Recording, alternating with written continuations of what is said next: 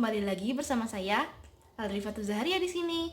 Nah, hari ini nih saya akan membuat video atau vlog lagi masih tentang education vlog yang kemarinnya kita buat kepabeanan negara Laos. Nah, hari ini kita akan membuat video atau vlog tentang quarantine atau karantina negara Fiji. Jauh kan kita yang sebelumnya dari negara Laos, sekarang kita pergi ke Fiji. Iya. Nah, untuk kalian yang tidak tahu apa sih fungsi karantina atau quarantine negara eh, negara-negara yang misalnya kita ingin tuju itu, apa sih gunanya si karantina atau quarantine ini sendiri? Nah, gunanya itu untuk melindungi negara tujuan kita. Misalnya kita kan ini ke Fiji nih, nah, untuk melindungi negara negara tujuan kita itu melindungi hewannya, tumbuhan ataupun lingkungan yang ada di negara Fiji dari serangan virus, penyakit, hama atau apapun itu dari negara negara mana kita berasal, seperti itu. Itu untuk eh, takutnya takutnya kan ada apa sih namanya? Misalnya penyakit kan, misalnya kita dari negara-negara yang misalnya ada penyakit yang belum menyebar di negara lain, hanya ada di negara itu. Nah, takutnya kita membawa penyakit tersebut ke negara tujuan kita, misalnya ke Fiji kan. Nah, itu makanya adanya quarantine atau karantina. Nah, untuk itu marilah kita membantu semua orang untuk hidup lebih baik lagi dengan menjaga lingkungannya, dengan menjaga habitatnya, hewan, tumbuhan itu dari segala macam penyakit atau hama ataupun apapun itu ya. Maka kita harus bekerja sama. Kalau yang barang-barang yang dibatasi atau hewan tumbuhan yang dibatasi itu silakan dideklarasikan. Kalau misalnya yang tidak boleh jangan dibawa, oke?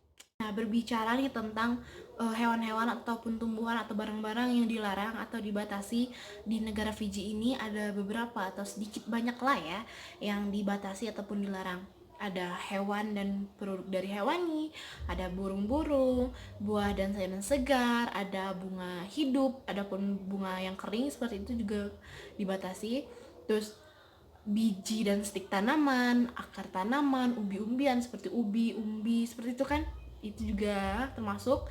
Ada juga kelapa, ada ikan hidup, termasuk semua hasil laut itu masuk dalam ikan hidup, itu sudah mencakup ya. Dan itu ada daging-dagingan maupun yang segar, dingin ataupun kalengan itu termasuk. Kemudian ada seluruh jenis unggas termasuk telurnya, tulang, bulu-bulu dan juga dagingnya. Kemudian ada madu, jamur, mie, beras dan biji-bijian lainnya, kacang dan karnel. Kemudian ada produk susu, herbal ataupun rempah-rempah dan kacang-kacangan. Kemudian ada juga kerajinan tangan dan artefak termasuk juga siput dan kerang laut. Nah, ada bulu-bulu, tulang dan tanduk, ada biakan, organisme, spesimen biologi, serangga, reptil dan juga embrio yang hidup ataupun sudah mati. Kemudian ada mesin dan peralatan bekas, ada tanah, pasir dan batu, dan juga materi terkait karantina lainnya. Ketika kita tiba ataupun sampai di negara Fiji nih, kita akan mengisi formulir form deklarasi penumpang. Itu harus jujur ya. Kalau tidak jujur itu di sana bisa kena hukuman penjara ataupun denda yang besar, ataupun juga bisa dapat kedua-duanya. Mengerikan, sudah masuk penjara, kemudian juga denda. Kita awalnya ingin menghindari ataupun menghindari hal kecil, malah masuk masalah yang lebih besar. Jadi harus jujur, okay? Nah, kemudian nih untuk sektor tumbuh-tumbuhan ataupun hewan-hewan yang dilarang tadi akan disimpan di bin amnesti yang ada di pelabuhan ataupun di bandara. Kita berbicara tentang hewan nih. Untuk hewan kecil seperti anjing dan kucing itu boleh langsung diimpor ke negara Fiji ini melalui jalur udara, dan itu hanya boleh dari 3 negara ini. Yang pertama itu Australia, kemudian ada Hawaii, dan kemudian terakhir itu ada Selandia Baru. Misalnya kita ingin mengekspor dan kita tidak termasuk dari 3 negara yang diperbolehkan ini, maka kita harus mengekspor dulu hewan dan anjing ataupun kucing kita ke negara di antara 3 negara ini, dan itu harus memenuhi syarat ataupun ketentuan karantina dari 3 negara ini terlebih dahulu. Kemudian kita mengajukan permohonan pengeksporan kembali hewan seperti anjing dan kucing ini dari ketiga negara ini, dan itu harus memenuhi persyaratan karantina Fiji itu tersendiri.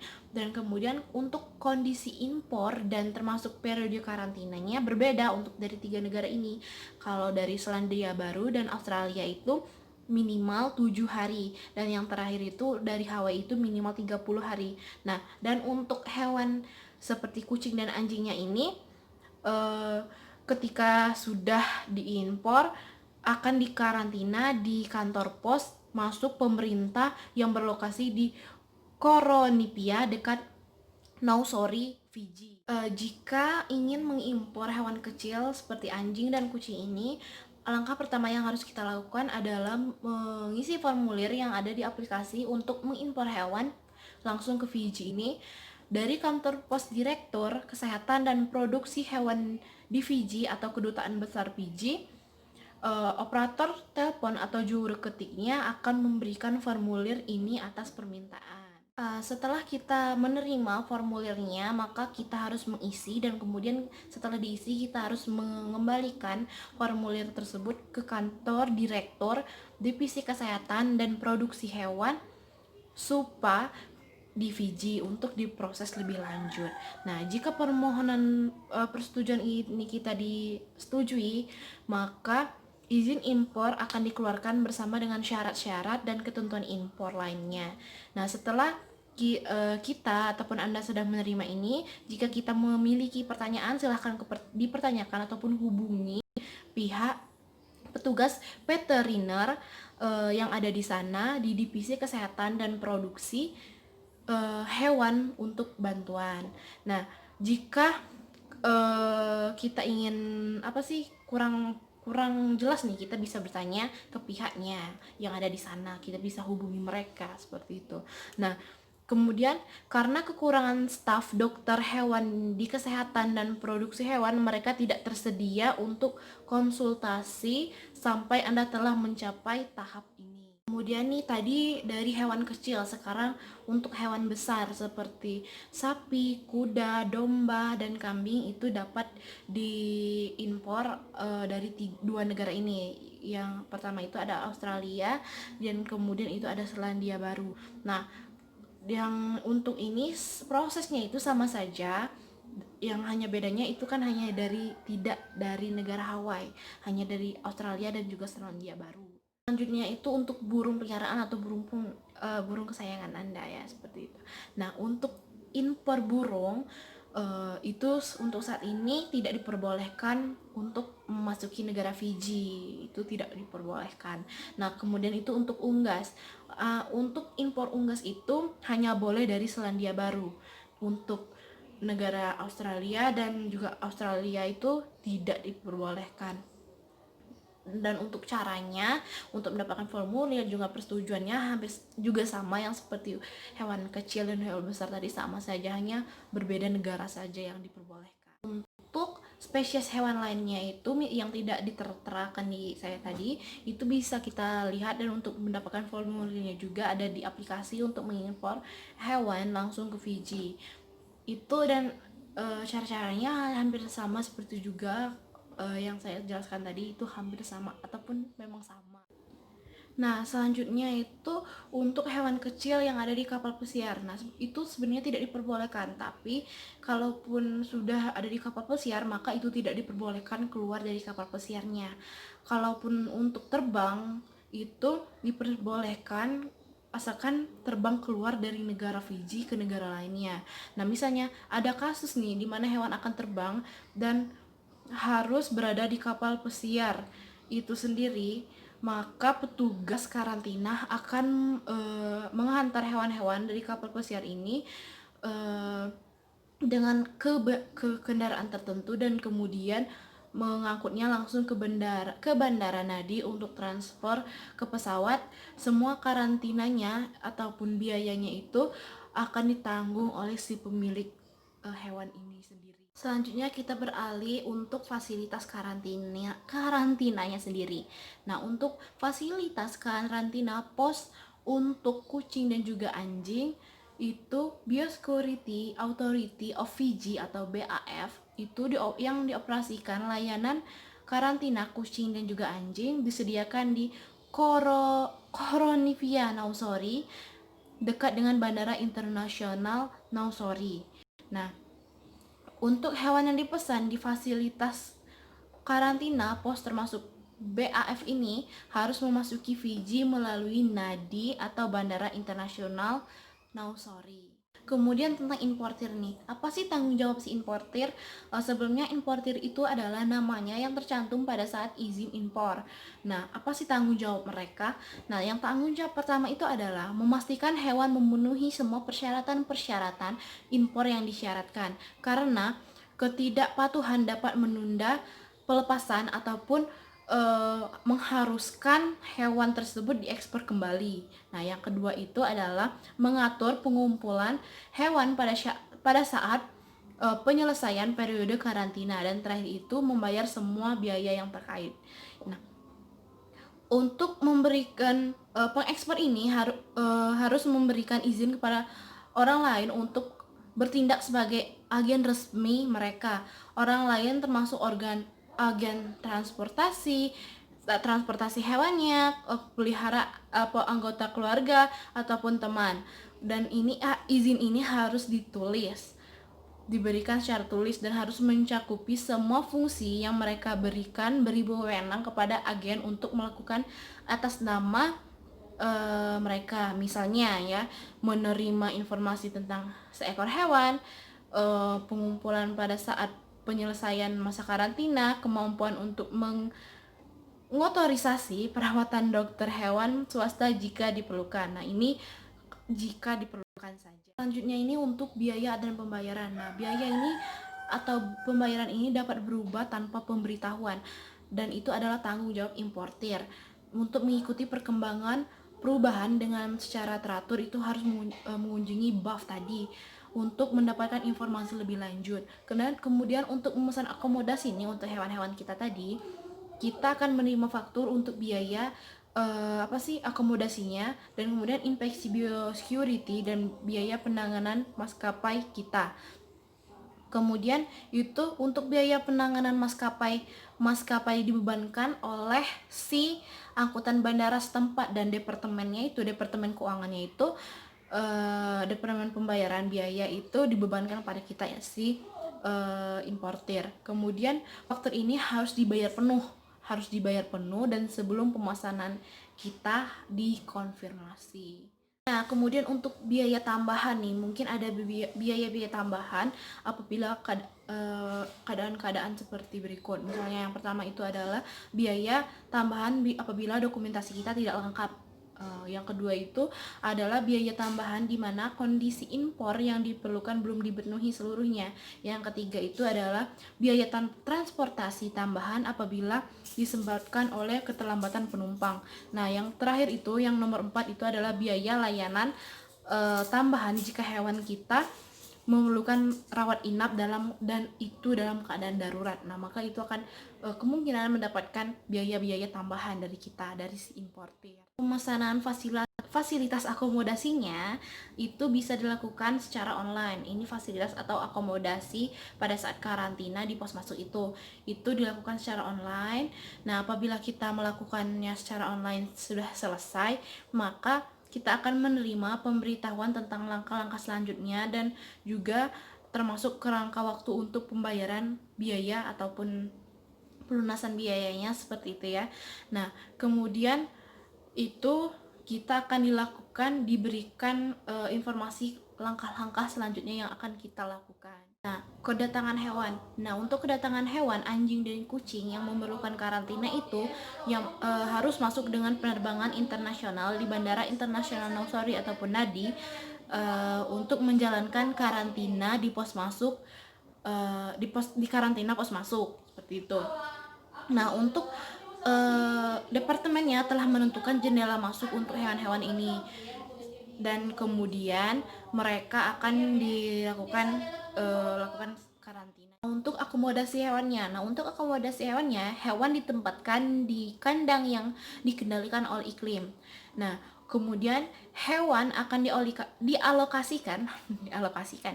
dialokasikan pada individual pada saat pemesanan. Yang selanjutnya itu jika kita ataupun Anda mengekspor maksudnya mengimpor beberapa hewan, jika memungkinkan petugas atau pihak sana akan mencoba untuk menempatkan spesies yang sama secara berdekatan, kandangnya berdekatan seperti itu.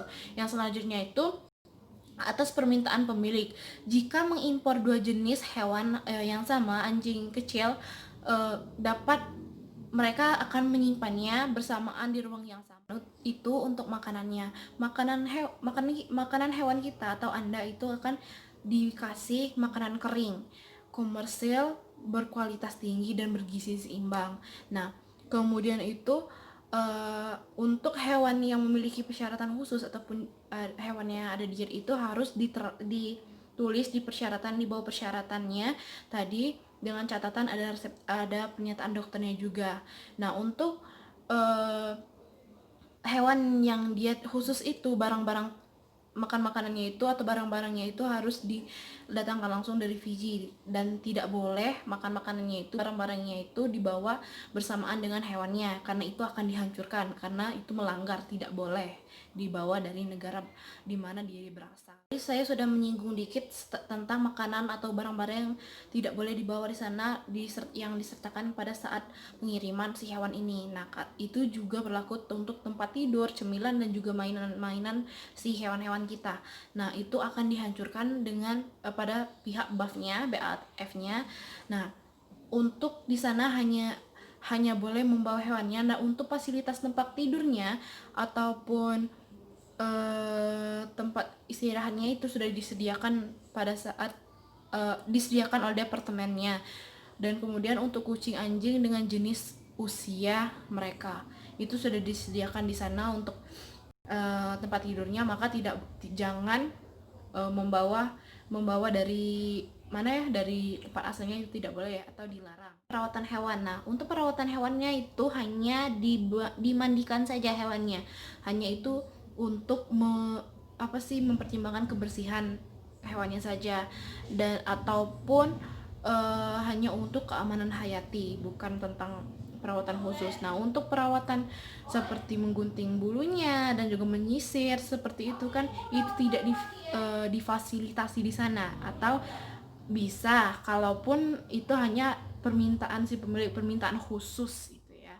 Nah, selanjutnya itu tentang kehadiran dokter hewan untuk si hewannya ini sendiri. Sementara dokter hewan BAF ini akan menyediakan dokter hewan untuk memeriksakan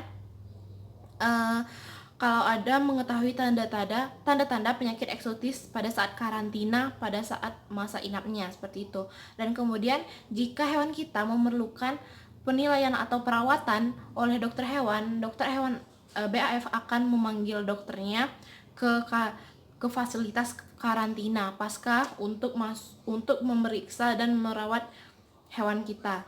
Jika BAF menganggap bahwa hewan kita memerlukan perhatian dokter hewan, maka kita akan dihubungi terlebih dahulu untuk melakukan hal yang lebih lanjut. Nah, misalnya kita nih tidak bisa dihubungi, maka mereka akan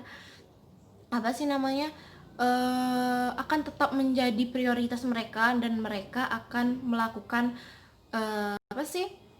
perawatan untuk hewan kita. Nah, nanti kita akan dihubungi lagi dan biayanya itu akan kita tanggung. Jadi itu masuk dalam biaya tambahan untuk hewan-hewan kita. Untuk hewan dengan kondisi medis, tim BAF tidak ataupun petugas BAF tidak merekomendasikan kita untuk mengimpor hewan yang sakit. Nah, walaupun kita mengirimnya, kita harus mencantumkan apa yang boleh ataupun yang tidak boleh menggunakan syarat dokter yang telah diajukan sebelumnya, dan kemudian tim mereka akan melakukan perawatan khusus untuk mereka. Dan tadi kan membutuhkan tambahan biaya yang lebih untuk itu, dan kita harus memberitahuinya secara lengkap dan detail persyaratan khusus untuk si hewan kita ini sendiri. Untuk merawat hewan di karantina itu Staf BAF hanya akan memberikan pengobatan berdasarkan instruksi ataupun resep dokter yang telah diberikan, karena itu harus dengan pas dosis-dosisnya untuk diberikan kepada hewan kita.